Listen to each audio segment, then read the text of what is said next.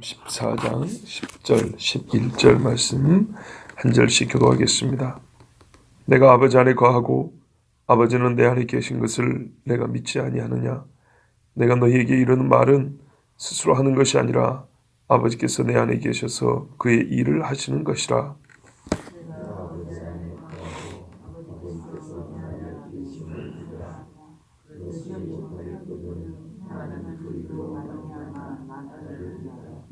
아멘. 여러분, 우리가 지금 다루고 있는 주제는, 우리가 지금 듣고 있는 이 말씀은 예수님이 유대인들과 꽤 오랜 시간 논쟁했던 주제입니다. 나와 아버지는 하나다. 나는 아버지께 보냄받은 자다. 그런데 여러분, 우리가 의아하게 생각할 수 있어야 합니다. 왜 이 주제를 새삼스럽게 제자들과 이렇게 논쟁을 하고 있죠? 예수님이 제자들 데리고 다니면서 앞에서 대제하는 유대인들한테 주장하고 말로 이렇게 서로 전쟁하듯이 다퉜던 내용이 뭐냐면, 네가 누구냐? 나는 처음부터 말해온 자니라. 나는 너희를 위하여 죽으러 온 메시아니라. 아버지께 보냄받은 자니라. 아버지의 아들이니라. 나는 인자다. 나는 곧 하나님입니다. 아버지가 일하니 내가 일하니. 이 이야기 얼마나 많이 했습니까? 이것 때문에 유대인들이 죽이려고 하고 지금 내일 모레 예수님 돌아가시는 거 아닙니까? 그리고 제자들이 그 옆에 있으면서 3년 동안 따라다니면서 이 주제로 싸우는 것을 들었단 말이에요. 싸우는 것을 들었다는 얘기는 예수님이 이미 유대인들한테 설명하실 때, 자기가 누군지를 주장하실 때 다 들은 말이란 말이에요. 그렇죠. 근데 지금 그것을 가지고 제자들이 예수님께 묻고 있는 거예요. 도마도 그러고 빌립도 그러고. 오늘 예수님 보면 너희 그러는 거 보니까 다른 제자들도 매한가지예요. 우리 이상하지 않습니까? 예수님이 누구냐의 문제, 즉 요약하면 그가 하나님이시다, 하나님의 아들이시다, 요 문제를 유대인들하고 지금 요한복음 우리 같이 들어보면 알지만은 계속 이것 갖고 문제가 됐고 싸웠단 말이죠. 그러면 제자들은 예수님 옆에 붙어 있었다는 얘기는 이건 이미 알고 있다는 것이고 믿고 있다는 것이기 때문에 제자들은 이걸 가지고 예수님과 새삼스럽게 논쟁, 이거는 있을 수가 없는 일이에요. 그런데 의외로 이 문제 갖고 다투고 있어요. 이게 이 자체가 정말 큰 시사하는 바, 우리에게 교훈하는 바가 있어요. 신앙의 가장 기본적인 문제 3년 전에 끝난 줄 알았는데 막상 예수님 죽으려고 하니까 이게 드러나는 거예요. 기초가 없었다는 거. 다 알고 넘어간 줄 알았는데 예수님 옆에 서 있었거든요. 근데 예수님이 막상 돌아가시기 전에 세 계명을 너희에게 주노니 하고 막상 이 이야기를 꺼내니까 내가 아버지 집으로 간다라는, 말하자면 그 다음 단계를 꺼냈는데 곱셈 배우려고 했더니 더하기가 안 됐다는 게 이제 나오는 거예요. 된 줄 알았죠. 지금까지 예수님 옆에 있으면서 아무 소리 안 하고 지나왔으니까 제자들은 다 아는 것 같았죠. 다 믿는 것 같았고, 거기다가 이제 더 그 다음에 진리를 쌓고 해서 정말 진리의 성을 쌓을 수 있을 줄 알았죠. 그랬더니 막상 이때 까보니까 아무것도 없었던 거예요. 그래서 예수님이, 이건 대제하는 유대인도 아니고 제자들한테 하나씩 다시 얘기해 주고 있습니다. 우리 읽어봐서 알지 않습니까? 바로 요거였잖아요. 요거. 요한복음 전체가 주장하는 그 주제잖아요. 신앙생활 그래서 확인해 봐야 된다는 거예요. 너희가 믿음 안에 가는가 스스로 시험해 보고 그랬어요. 믿음 안에 가는가라는 말은요, 우리가 그냥 무언가를 믿어, 나는 믿어, 이게 아니고요, 믿음의 내용을 확인하라는 거예요. 믿음의 내용. 오늘 본문 설교 내용이 그겁니다. 여러분, 스코틀랜드의 말입니다. 스코틀랜드는 영국의 이 북쪽 지방이거든요.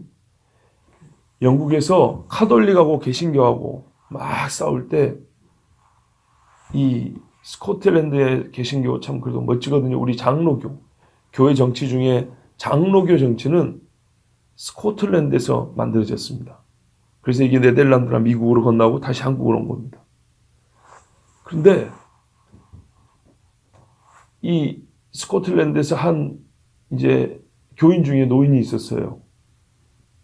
이분이 병이 들었다 소리 듣고 목사가 이제 신방을 갔어요.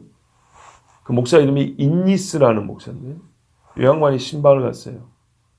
그래서 성도님 구원받을 자신이 있습니까? 믿음 있습니까? 이를 물어봤더니 이 이제 노인 성도가 목사님 저는 하나님의 긍휼하심을 믿습니다. 하나님은 영원히 우리를 저주할 뿐이 아닙니다. 나는 그분의 긍휼을 믿습니다. 이랬어요. 그런데 이제 몸이 아주 위중해졌어요. 그래서 또 신방을 갔어요. 이제 말 그대로 내일 모레 하는 거예요. 그런데 이분이 그렇게 주의 긍휼을 믿는다더니 벌벌 떨고 있는 거예요. 왜 그런가 봤더니 제가 교회에서 들은 거는 하나님은 긍휼에 풍성하고 또 공의로우신 분이라 했는데 저번에는 공의 이야기 안 했죠. 자기 마음에 든 것만 얘기한 거예요. 근데 막상 내가 정말 죽는다고 딱 생각하니까 성경에서 부인할 수 없었던 하나님이 심판한다는 그 이야기가 머릿속에서 맴도는 거예요. 그래서 하나님은 공의로우신 분인데 긍휼하신 분이기도 하고 공의로우신 분인데 내가 어떻게 하나님 그 공의로우신 분 앞에 설 수 있지요? 이제서 그 확실한 믿음이 있다고 긍휼이 있다고 막 그렇게 막 해놓고 이제서 속에 숨어있다. 정말 이거 부인할 수 없었던 그게 떠오르는 거예요. 어떻게 그 공의로우신 분 앞에 설 수 있습니까? 이게 루터의 고민이었어요. 시편 4편에 여호와는 의로우신데 우리가 어떻게 그분 앞에 의로 설 수 있냐? 아무리 고행을 하고 수도를 해도 소용이 없어요. 이 사람 루터 자신이 가톨릭 신부입니다. 신부. 네? 칼빈은요 자기 아버지가 요즘 말하면 성당 관리 집사였습니다. 예, 우리 지금 교회 관리 집사처럼 성당의 관리인이었다고요. 그 집 아들이에요. 그래 소위 말하는 성당 장학금 받아서 대학교 다니는 사람이 칼빈입니다. 그런데요, 그러든 저러든 이거 갖고 구원 못 받아요. 그래서 하나님의 의 때문에 루터는 정말 사는 게 아니었어요. 복음을 통해서 깨닫기 전까지. 자, 그런데 그때 이 목사가 설명을 해줬어요. 뭘 해줬냐? 예수님이 누구신가를 설명해 줬는데 두 가지입니다. 예수님 하신 말씀, 하신 일. 잘 들어보세요. 예수님이 하신 말씀을 들려줬어요. 이 말씀을 믿으십시오. 그러면 당신은 공의로우신 하나님 앞에 설 수 있습니다. 예수님 하신 일, 복음서에 잘 기록되어 있죠. 특별히 십자가, 예수님 하신 일을 하나하나 다 읽어주고 풀어 설명해 줬어요. 그랬더니 이 노인이 거기에 그 견고한 무엇이 있었군요. 잘 들어보세요. 견고한 그 무엇이 거기에 있었거든요. 예수님의 말씀과 하신 일에 견고한 무엇이 있었거든요. 이게 무슨 말이냐면 사람들이 말이죠. 믿는데요. 근데 관념을 믿어요. 어떤 생각 덩어리를 믿는다고요? 자기가 만든 거예요. 예수 안 믿는 세상 사람들도 뭐라 그래요? 기독교는 뭘 가르친대요? 사랑. 하나님 사랑 가르친대. 교회가 잘못된 거예요. 맨날 프랭카드에 하나님은 사랑이시만 써놨는데 내용이 없어요. 이미지와 느낌을 전달하기 바빴지 내용이 없다고요. 그러니까 사람들 머릿속에 하나님의 사랑은 있는데 그 사랑이 어떻게 나타났는지를 몰라요. 뭐가 하나님 사랑인지 모른다고요. 그냥 하나님 사랑만 있어요. 여러분, 기가 막힐 일이죠. 버스를 타면 시골 내려갈 수 있습니다. 그런데 버스를 타면 간다는 게 있는데 버스가 뭔지 몰라요. 어떻게 타는지는 몰라요. 하나님의 긍휼이 우리 머릿속에 있습니다. 긍휼이라는 개념이 있어요. 그리고 그것을 내 마음에 말이죠. 이렇게 자기가 확신하는 거예요. 나는 하나님의 긍휼을 알아. 따뜻한 그 느낌. 그거 가지고 구원받는다고 생각해요. 자기 스스로를 불쌍히 여기는 마음이 있어요. 괜히 우리가 슬퍼지면 자기 연민에 빠지죠. 그 자기 연민에 빠질 때 마음이 차갑습니까? 따뜻해집니까? 따뜻하죠. 바로 그 느낌. 내가 나를 불쌍히 여기는 내 삶을 살다 보면 내 자신이 불쌍해 보일 때 있어요. 내 자신이 좀 짠하게 느껴질 때 있어요. 그때 누군가 사랑 이야기하면 바로 그것이고 구원인 것처럼 여긴다고요. 그 노인이 그랬던 거예요. 나는 하나님의 긍휼을 알아요. 생각해보세요. 나이 들었지. 가난하지. 병들었지. 자기 자신을 자기가 생각해봐도 높일 게 뭐가 있고 강하게 볼 게 뭐가 있습니까? 그래서 너무 불쌍하잖아요. 자기 신세가. 거기에 교회에서 가르친 말들 중에 뭐가 들어있어요? 심판이 귀에 들어오겠어요? 뭐가 들어있어요? 하나님의 긍휼, 자비, 인자, 사랑, 요 이야기만 들어온 거예요. 성경에 다 있는 거예요. 근데 뭐냐? 내용 빼놓고 그 이미지, 그 느낌만 그냥 마음에 갖고 나 같은 사람 불쌍히 여기죠. 고마워요. 불쌍히 여기죠. 그랬는데. 근데 진짜 성경은 그것만 말하는 게 아니라고요. 성경이 뭐래요? 하나님의 사랑이 우리에게 이렇게 나타났대요. 예수 그리스도가 우리가 아직 죄 가운데 있을 때 우리를 위하여 죽으심으로 하나님의 사랑이 나타났대요. 그럼 예수님의 죽으심에 대한 이야기를 들어야 될 거 아니에요. 그 일, 객관적인 그 일. 이스라엘 가본 분들은 아실 거예요. 저는 안 가봐서 모르는데 시편에 보면 우슬초로 나를 정하게 하옵소서. 우슬초. 이 피를 묻혀가지고 닦을 때 쓰는 풀이 있어요. 정결하게 할 때 쓰는 풀. 이 풀이 땅속에 뿌리가 2cm도 안 들어가는 경우가 많대요. 1.5cm 정도 뿌리를 박는데요. 그래서 성경 벽 같은 데도 막 이렇게 자라고 벽에. 그럼 벽에 있는 그 얇은 흙 있죠. 얕은 흙. 거기서도 영양분을 빨아들여고 산대요. 무슨 말이냐면요. 믿음은 하나의 뿌리입니다. 믿음이 있어야 우리는 신앙이 자라고요. 믿음을 통해서 열매가 나타납니다. 맞지요? 그런데 문제는 바로 믿음 그 자체를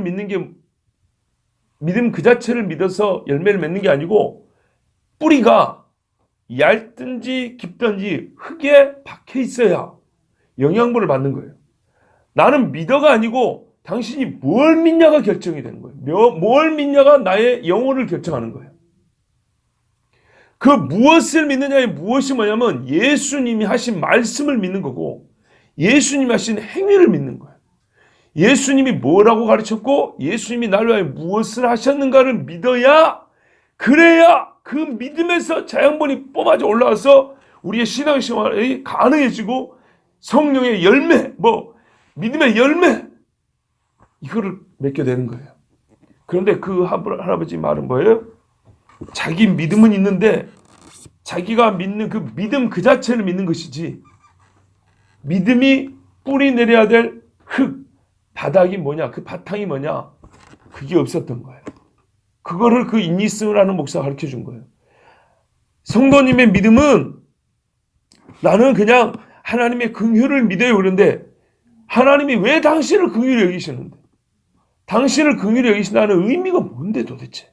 왜 당신은 긍휼히 여김을 받아야 합니까? 그 긍휼이 어떻게 나타났습니까?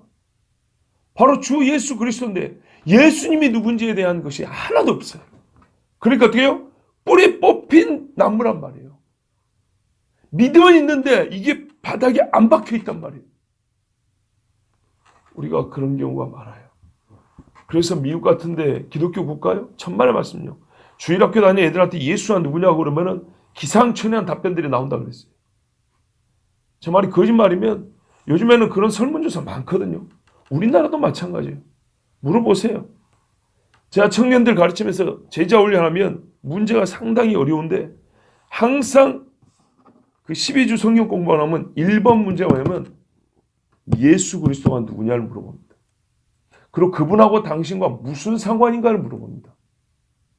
근데 거기에 짧든지 길든지 내가 죄인이고 예수님이 죄인인 나를 위하여 하신 일, 그것이 나를 구원하는 그 사실에 대한 그 믿음이 거기 포함되어 있지 않으면 답이 아무리 멋들어지게 써져도 걔는 빵점이에요. 이게 중요한 겁니다. 근데 말하자면 제자들이 지금 바로 그게 부족해가지고 예수님한테 지금 묻기도 하고 책망을 듣기도 하고 예수님이 다시 설명해 주는 겁니다. 참 이런 일이 있을 줄 누가 알았습니까? 여기서 우리가 배워야 된다고요. 예수님께 직접 배운 제자들입니다. 그 옆에 있었고요. 예수님이 이것 때문에 지금 목을 걸고 있는데 예수님 편에서 여차하면 자기들도 돌 맞아 죽게 생겼을 그런 사람들이었는데 그들이 지금 예수님의 대적자들과 같이 예수님께 당신이 누구냐? 그분이 누구냐? 우리가 무엇을 믿냐를 가지고 이렇게 논쟁해야 될 줄 누가 알았습니까? 주님 다시 오실 때 정말 신앙의 기초적인 거 가지고 다툽니다. 요한계시록의 7교를 보세요. 가장 기본적인 신앙의 요소, 우리가 믿어야 할 바, 지켜야 할 바의 기본적인 것 가지고 교회가 자빠지도록 일어나기도 합니다. 육상 선수들이 대개 어느 나라가 잘합니까? 하면 미국이라고 그럽니다. 뭐 전 종목이 다 그렇지만 희한하죠. 많이 먹으면 잘 뜁니까? 그렇지 않죠. 왜 그러냐면 운동의 기본이 달리기인데요. 이것을 가장 부지런히 연습시키고 부지런히 연습을 실제로 하는 데가 미국입니다. 그래서 다른 전 종목도 잘하는 겁니다. 신앙생활은 마찬가지입니다. 가장 기본적인 거, 내가 무엇을 믿는가, 믿음의 가장 기본적인 요소 우리가 확실하게 알고 있어야 되고 견고하게 붙들고 있어야 됩니다. 자, 그 이야기니까요. 이제 우리가 짤막짤막이도 보면은 충분히 이 말씀을 이해하고 또 받아들일 수 있습니다. 자, 빌립이 믿고 있는 사실에 대하여 오늘 주님이 언급합니다. 우리는 지금 저기 8절부터 계속 보고 있는 겁니다. 아버지를 보여주십시오. 그러면 내가 믿겠습니다. 그러면 족합니다. 그랬더니 예수님이 내가 너 오래 있었다. 그리고 나를 본 자는 아버지를 보았다. 이제 이렇게 말씀을 했습니다. 그러면서 내가 아버지 안에 거하고 아버지는 내 안에 계신 것을 네가 믿지 아니하느냐? 믿지 아니하느냐? 이 말은 네가 정말 몰라서 묻냐? 뭐 그런 뜻 비슷한 겁니다. 그러니까는 네가 지금 그걸 물어보는 거지 네가 진짜 모르는구나 이거보다는 사실은 너 이거 충분히 알고 있어야 되는 거 아니냐? 너 믿고 있어야 되는 거 아니냐? 그러니까는 우리 그런 거 있죠. 진짜로 믿고 있을 때 이 사람은 그건 당신 믿고 있는 거잖아. 이렇게 말하죠. 그런 말투인데 실제로 빌립의 말을 내용 보면 모르고 있지요. 모르고 있는데 예수님이 이렇게 말한 거는 사실은 네가 당연하게 그걸 믿고 있어야 되는데 너 그거 믿고 있지 않냐? 안 믿는데요. 사실은 그걸 믿고 있어야 된다는 거예요.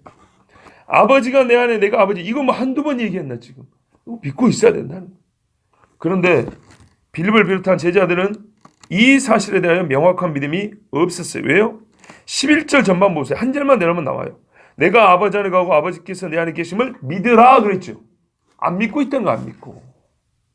그러니까 여기서 예수님이 네가 믿지 아니하느냐 이거는 사실 너 믿고 있어야 되는데 내가 3년이 넘게 말해도 너 지금 그거 안 믿고 있니? 이런 말입니다.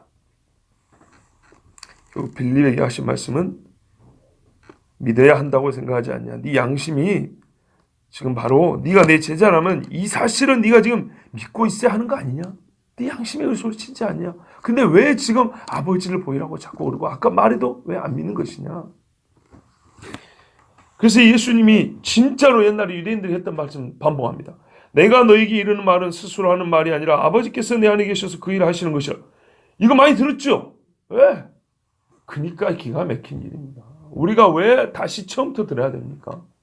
근데 이게 필요하다니까요. 제자들이 처음부터 들었어요. 5장 19절에도 유대인들에게 한 말씀이, 그러므로 예수께서 그들에게 이르시되 내가 진실로 진실로 너희에게 이르노니 아들이 아버지께서 하시는 일을 보지 않고는 아무것도 스스로 할 수 없나니 아버지께서 행하시는 것을 아들도 그와 같이 행하느니라. 5장 36절에도 내게는 요한의 증거보다 더 큰 증거가 있으니 아버지께서 내게 주사 이루게 하시는 역사고 내가 하는 그 역사가 아버지께서 나를 보내신 것을 나를 위하여 증언하는 것이요. 뭐 여기뿐입니까? 이후로도 많습니다. 여러분, 겸손해져야 합니다. 주님이 누구냐? 그가 무엇을 하시느냐? 정말 겸손하게 받아들여야 합니다. 근데 이제 이 말씀에 차이점이 하나 있습니다. 앞에 예수님이 자기 자신을 누구라고 주장했던 것과 좀 차이점이 있는데, 그건 뭐냐면 앞에 일들은 아버지가 하신 일을 나도 한다.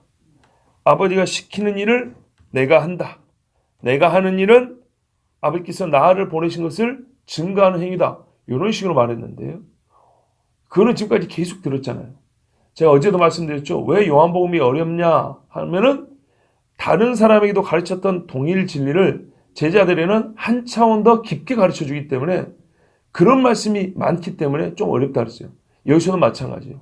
이 반복되는 말씀인데 이참에 반복하는 김에 주님은 제자이기 때문에 한 차원 더 깊게 얘기해 줍니다. 10절 후반부에 뭐라고 되냐면, 다른 때 같으면 이렇게 말한다. 유대인들에게 내가 너에게 이르는 말은 스스로 하는 말이 아니라 아버지께서 내게 주신 말씀을 내가 너에게 말하는 것이다. 이렇게 말했겠죠. 그런데 아까 들은 5장도 그 말씀이잖아요. 그런데 여기서는 뭐냐면 내가 너에게 이르는 말입니다. 잘 들어보세요. 내가 너에게 이르는 말인데 아버지께서 내 안에 계셔서 그 일을 하시는 것이다. 이번에는 뭐라고 했어요? 친히 아버지가 하는 것이다. 이렇게 말하는 거예요. 전에는 내가 하는 일은 아버지가 시킨 일을 하는 것이다. 아버지가 나를 보냈다는 것을 증거하는 것이다. 이렇게 했어요. 근데 이번에는 내가 하는 말은 그냥 아버지가 직접 하는 거다. 이렇게 말하는 거예요. 왜 이렇게 말했을까요? 전에는 이렇게 단도직입적으로 말하면 받아들이기가 어려워요. 못 알아먹어요. 단계가 있다. 단계가.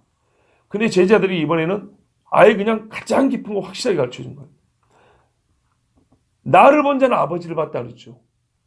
나는 아버지잖아요. 전에도 나와 아버지는 하나이라 이렇게 말씀해 유대인들 돌들을 치라 그랬는데 이번에도 똑같은 말씀을 하시면서 제자들이기 때문에 하나 더 깊게 아예 그냥 단도직입적으로 내가 하는 일은, 내가 하는 말은 아버지가 내 속에서 그냥 말씀하는 거야. 내가 하는 말은 아버지가 그냥 내 속에서 자기 일을 하는 거야.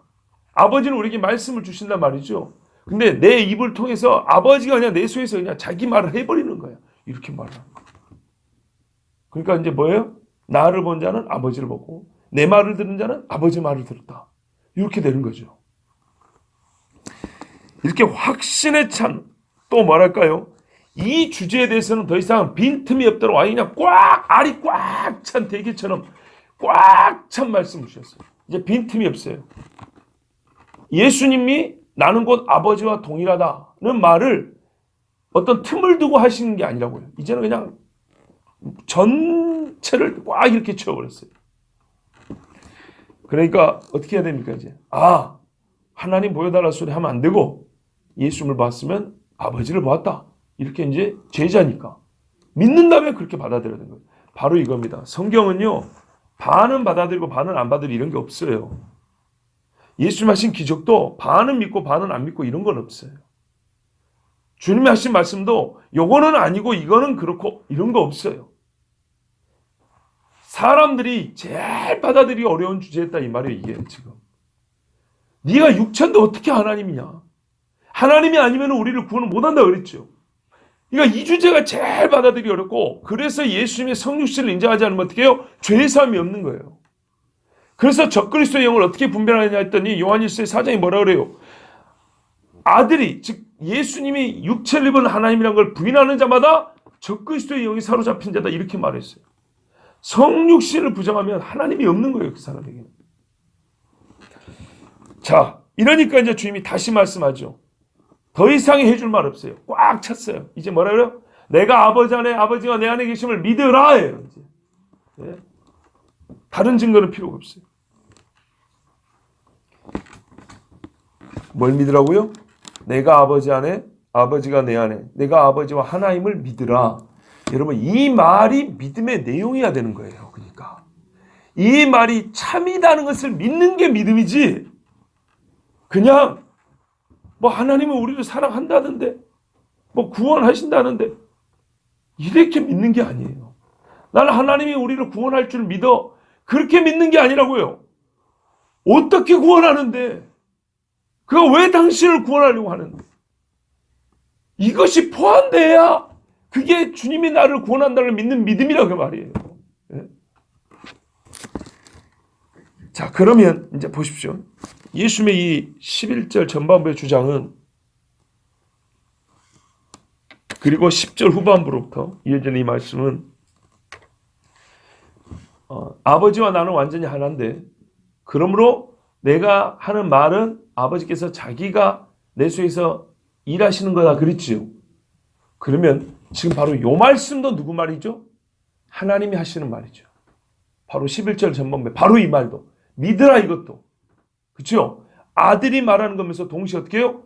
그 속에서 역사는 하나님께서 직접 말씀하는 거기 때문에 빌리면 어떻게 들어야 되냐면, 예수님의 말씀을 받아들일 것 같으면, 아, 지금 믿으라, 이것도 아버지가 주시는 말씀이구나. 그러니까 예수를 믿는 자는 아버지를 믿는 거고, 아버지를 믿는 자는 반드시 예수를 믿어야 되는 거예요. 14장 24절, 이제 좀 뒤에 가면 이렇게 나와요.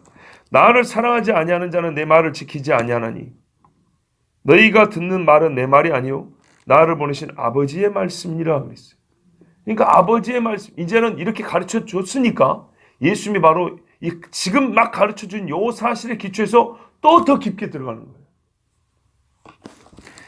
예수님의 말씀을 믿는다면 논리적으로 빌립은 지금 아버지 하나님의 말씀을 믿는 것이 다름 아닙니다. 보세요. 예수님이 나를 본 자는 아버지를 보았다. 그건 무슨 말이죠? 내 말을 듣는 자는 아버지의 말을 듣는 것이다. 내 행위를 믿는 자는 아버지의 하신 일을 믿는 것이다. 이렇게 되죠. 빌립은 지금 둘 중에 하나 결정해야 됩니다. 믿든지 안 믿든지. 자, 그렇지 못하겠거든 행하는 그 일로 말미암아 나를 믿으라. 여기에 의외의 말씀이 덧붙여져 있습니다. 갑자기 주님은 내 말을 믿으라 그러다가 왜 행함을, 내 행위를 믿으라 이렇게 하셨을까요? 믿음의 동기와 근거를 전환시켰습니다. 지금까지는 말씀이었습니다. 근데 지금은 행위입니다. 예, 이게 쉽게 말하면 이겁니다.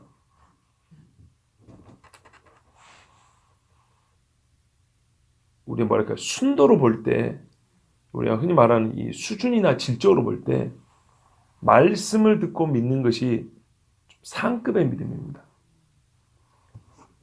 믿게 되는 경위를 얘기하는 겁니다. 경위가 뭐라 그랬죠?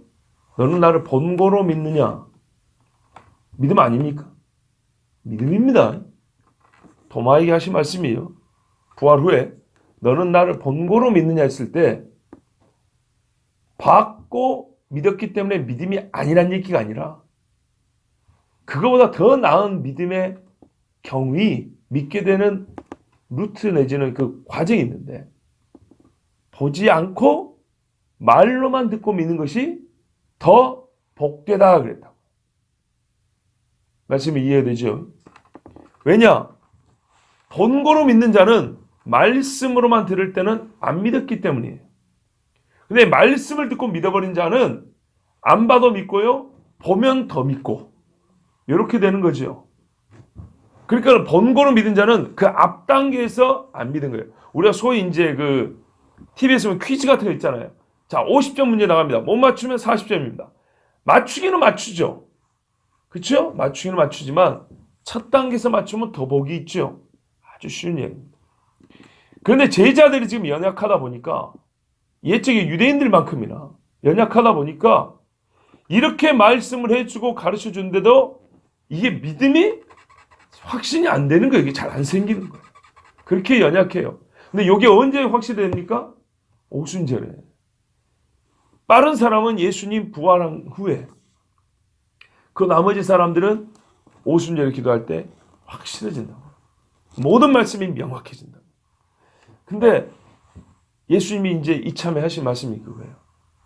믿음이 아니라는 게 아니에요. 이게 믿음이 아니라는 게 아니라 조금 너희가 표현하자면 좀 질적으로는 순도가 좀 떨어지긴 한데 어쨌거나 결과적으로는 같은 거예요.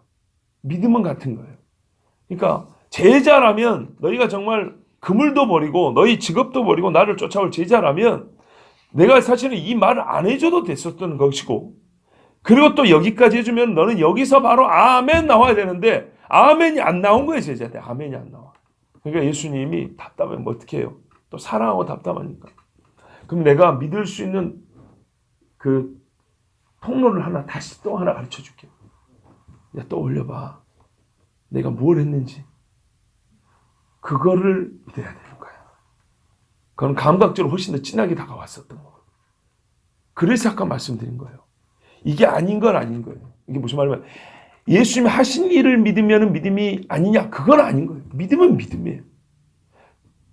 그렇기 때문에 우리 주님이 아직 말로 잘 못 믿는 자들에게 어떤 일은 기적이 필요한 것처럼 이 제자들에게는 이미 보여주셨던 수많은 기적들을 한번 떠올려 보라는 거예요. 그것을 생각해서라도 믿어라 이런 거예요. 유대인들이 그랬거든요. 너희가 내 말을 못 믿겠으면 내 하는 그 일이라도 믿어라. 그러면 너희가 나를 믿을 수 있다. 이렇게 예수 말씀하셨어요. 똑같은 거예요. 그러니까 미안하지만 제자들의 영적인 지금 주님의 제자도의 입과 이 수준이 사실은 다른 유대인들하고 큰 차이가 없었어요. 여러분, 한마디로 최고로 품격 있는 믿음의 형태는 아니지만 믿음은 믿음이니 주님께서는 연약한 자가 믿음에 이를 수 있는 좀 돌아가고 좀 멀긴 하지만 즉각적으로 믿는 거니까 쉬운 길을 가르쳐 주셨습니다. 이 말을 오해하면 안 됩니다. 어떤 의미냐면요. 잘 보십시오. 구원에 이르는 길이 여러 가지라는 것과 그리스도 예수를 믿을 수 있는 길을 여러 가지로 허락해 주셨다는 말은 완전히 다릅니다. 제가 지금 여러분이 말씀한 거는 성경에 입각하여 주님이 말했어요. 내 말을 믿으라 그랬어요. 근데 말을 못 믿겠거든. 내가 행한 일을 통해서 믿으라. 내 한 일을 믿으라. 이렇게 했죠. 이것은 어떤 단계죠? 믿음의 전 단계입니다. 예수를 그리스도로 믿게 하는 길이 두 가지에 있다 이 얘기입니다. 말과 예수님의 행위입니다. 그런데요. 구원에 이르는 길이 여러 가지라는 말은 다른 이야기입니다.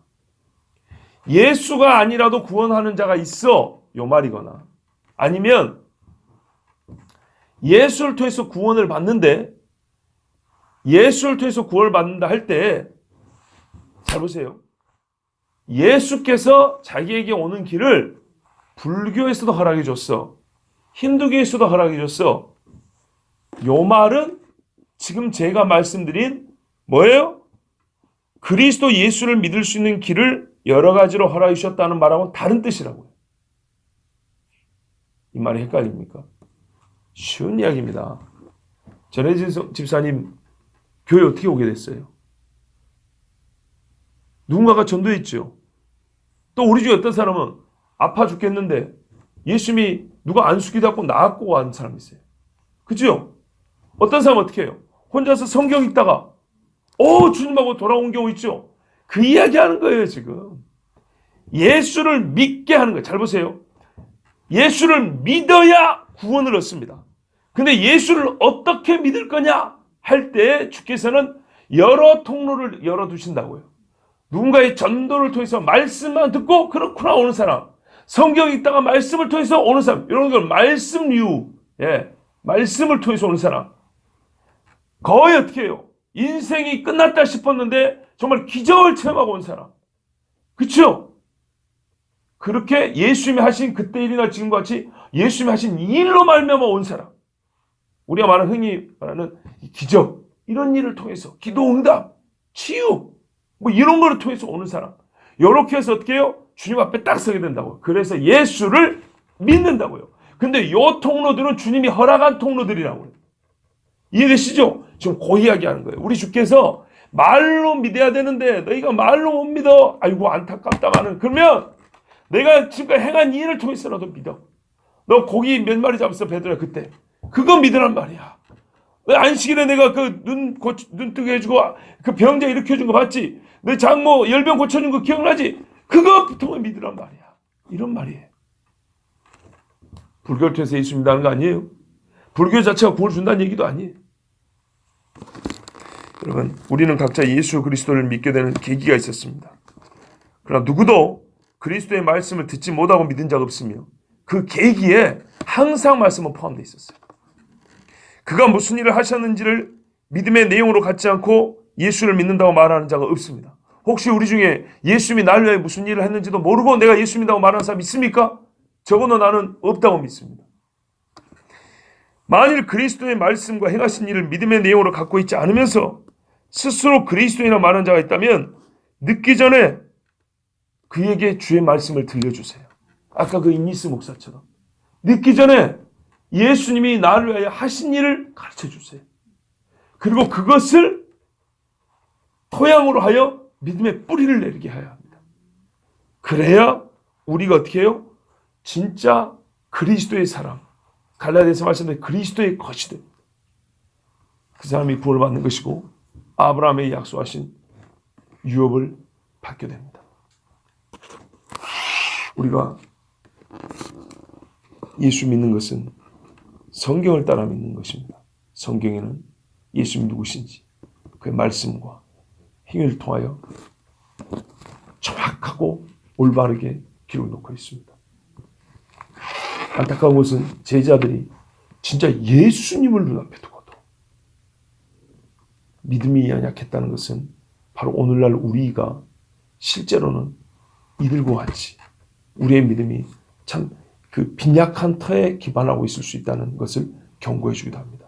특별히 온갖 사상과 거짓가르침 난무하는 때 우리는 지난주에 성적인 문제에 있어서 자신하지 말한 것처럼 내가 진리를 아노라 할 때, 내가 예수를 믿노라 할 때 여러분 담대하긴 해야 되지만 절대 교만하면 안 되고요. 내가 항상 하나님의 말씀과 주께서 우리를 위해 하신 일에 근거해 있는지 성경을 통해서 확인해 봐야 합니다. 예수님은 사랑하는 제자들에게 마지막으로 바로 이 가장 중요한 일을 다시 점검해 주셨고 그들에게 이 믿음을 새롭게 해주셨습니다. 우리에게도 이 일은 필요하고 주께서 우리를 사랑하심으로 항상 이 일을 우리에게 반복하여 점검할 수 있도록 확인할 수 있도록 기회를 주실 것입니다. 그때마다 겸손하게 주의 인도하심을 따르시기 바랍니다. 기도하겠습니다. 하나님 아버지 감사합니다. 우리가 살면서 참 스스로 믿음